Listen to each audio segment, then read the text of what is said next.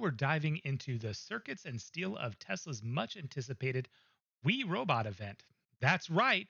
We're going to dive into that hot topic that has people gossiping about the future. So, for those of you who didn't watch, let's set the scene, okay? It was about October 10th, 2024. We're in Los Angeles, where Elon Musk, the man who started Tesla, SpaceX, purchased Twitter, and digs holes with the boring company, takes the stage.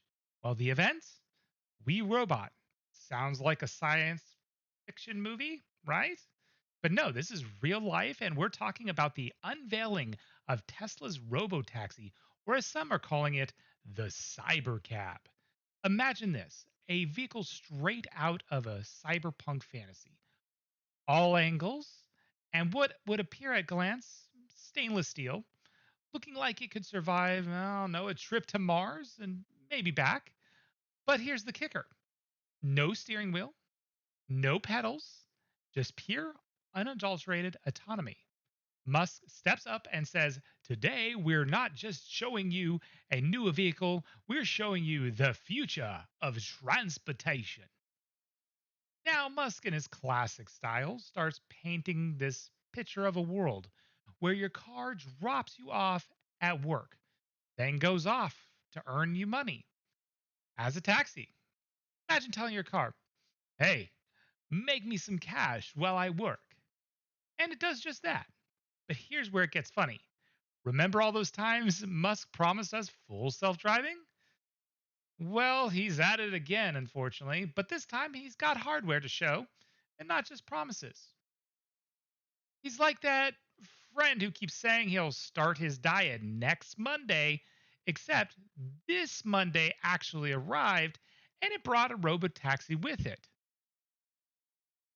So let me geek out for a moment. Robotaxi, or Cybercab, if you will, promises to be the ultimate in shared mobility with that futuristic look we've all come to love from the sci fi movies. But here's a twist: the event wasn't just about cars.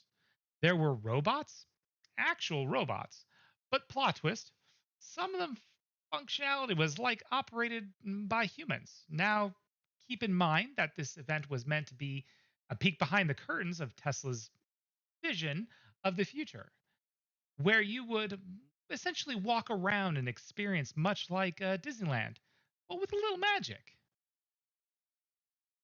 Well, online there were conversations around how authentic the robots were and how the voices and movements were very human like, which would be a shockingly advanced system for like the current times, right? Let me try to help alleviate some of the conversation though by putting on the table my personal perspective. Tesla hires for their robots a bunch of humans, right? Who wear motion capture tracking suits and VR or AR headsets. They perform tasks which the robot mimics based on their motion controls and does it till it becomes natural. It is expected, or, well, really likely, that Tesla is using this method to collect the data to build the models for the robots to do repetitive tasks. However, also consider, just an idea that this in itself is an interesting use case. Imagine maybe for a moment you have a situation where you're required to do something unsafe or lift some heavy objects. A person could technically remotely operate these robots and perform tasks safely and could open up additional possibilities for accessibility for disabled people. So I could see it as good. But back to the two seater, the cyber taxi. As it was the heart of the whole event, I know some people have some pretty big questions around this vehicle, and not all of them were answered during the course of this event. Let me see if I can help answer at least some of them off the top of my mind. Starting off with the most common and most obvious, just two seats. I bet you're asking, what does a family of five do if they want to have a ride to a nice dinner? Well, the truth is, an alternative option such as the Robovan, which is more of a configurable multi-purpose transport of the future, seats up to 20, or just to carry, I don't know, items. The focus of the two-seater was to solve the problem of the majority of people driving that are either by themselves or with one other person.